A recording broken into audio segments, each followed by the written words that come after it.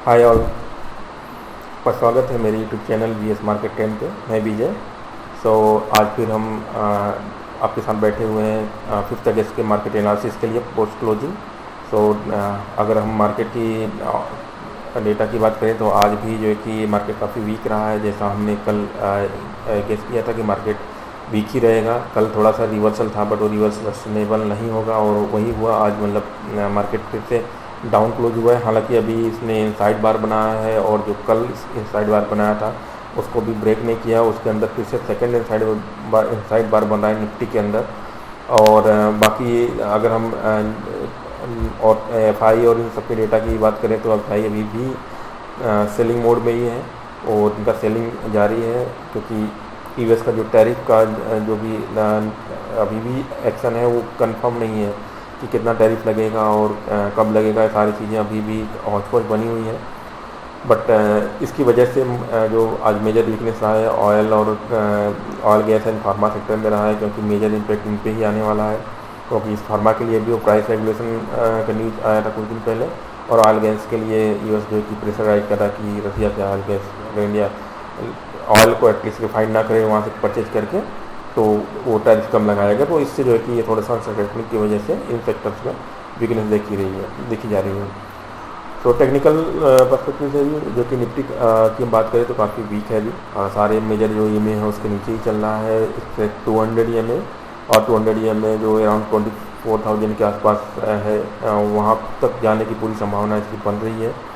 हालांकि अभी भी जो आज की क्लोजिंग रही है अगर उसके हिसाब से देखें तो ये एक इनसाइड बार और बनाया है इसने, डबल इनसाइड बार कर सकते हो आप। एक कल का भी इनसाइड बार था, अब उसके ऊपर एक और से इनसाइड बार बन गया। मतलब यहाँ पे ट्रेडर एकदम से कंफ्यूज है, मतलब किधर को मतलब प्राइस जाएगा किसी को कुछ भी आइडिया नहीं है।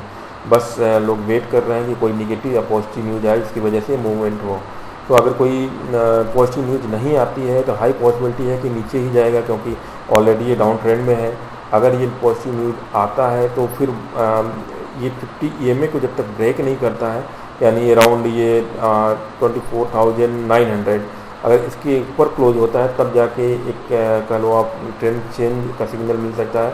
अदरवाइज इसके नीचे तो मैं वीक ही मानूंगा और मेरा सजेशन यही रहेगा कि मोस्टली कैश में रहो, क्योंकि अपने कैपिटल को प्रिजर्व करो। मार्केट कंडीशन सही नहीं है तो ट्रेड करने का कोई फ़ायदा नहीं है।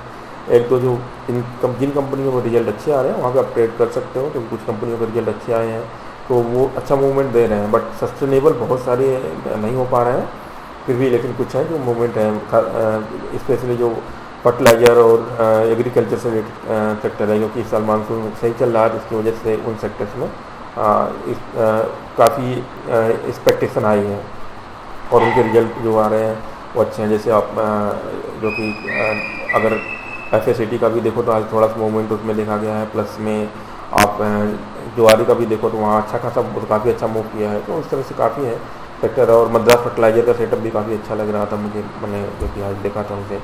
तो इसके अलावा है कुछ स्टॉक जिनके सेटअप अच्छे दिख रहे हैं, बट मार्केट कंडीशन सही नहीं है, इसलिए जो कि वो भी उतने ज़्यादा मूवमेंट नहीं दे रहे हैं। अब इसके लिए हम बात करें की तो अभी भी ये देखो आपने जो लास्ट मेजर स्विंग है इसके लो को ब्रेक नहीं कर पा रहा है। ये इस पर सपोर्ट ले रहा है और ऊपर से 50 ईएमए को ये ब्रेक नहीं कर पा रहा, वहाँ से रजिस्ट कर रहा है। तो इन दोनों के बीच में ये अभी अटका हुआ है। अगर हाई पॉसिबिलिटी है कि इसको ब्रेक करेगा तो नीचे आएगा। इस वीक में हालांकि इसे कर देना चाहिए, क्योंकि एक दो दिन अगर यहाँ अटकता है तो फिर तो हाई पॉसिबिलिटी है कि फिर ये ऊपर जाए, और अगर इस वीक में ब्रेक करता है तो फिर ये नीचे यहाँ तक एटलीस्ट जाएगा। और सेम अगर हम स्मॉल कैप की बात करें तो स्मॉल कैप जो ऑलरेडी अपने इस वाले लेवल को ब्रेक कर चुका है, तो ये बट अब इसको जो कि ऊपर रेजिस्टेंस की तरह ये वर्क करने लगा है और इसे ऊपर ब्रेक नहीं कर रहा है नीचे 200 ईएमए में। तो यहाँ पे ये जो कि कुछ दिनों तक अब बना रहेगा, जो जब तक कोई न्यूज़ या समथिंग ऐसा नहीं होता है। और अगर हम मार्केट ब्रेथ की बात करें तो मार्केट ब्रेथ भी अगर आप देखो तो बहुत सही नहीं है। मार्केट ब्रेथ अभी भी वही है, ओवरसोल्ड जोन में चल रहे हैं सारे। और जो कि मोस्टली जो मतलब मीडियम टर्म, लॉन्ग टर्म और शॉर्ट टर्म सारे के सारे अभी वीक है। हाँ, जो कि ओवरसोल्ड ज़्यादा हो चुका है तो थोड़ा बहुत रिवर्सल का पॉसिबिलिटी बनेगा कि जितना ही ओवरसोल्ड होता है तो रिवर्सल ऑटोमेटिकली आता है। तो ये रिवर्सल पॉसिबल हो सकता है कमिंग डेज में। बट मेरा जो अभी भी एक अनुमान है कि 24,000 तो एटलीस्ट ये टच करके आएगा उसके नियर अबाउट जाके, तभी एक प्रॉपर कह लो कि ट्रेंड चेंज भी सस्टेनेबल होगा। अदरवाइज अगर यहाँ से ट्रेंड चेंज भी होता है तो ये सस्टेनेबल नहीं होगा, क्योंकि ये उतना ज़्यादा जो कि करेक्ट अभी जो कि ये करेक्शन नहीं हो पाएगा।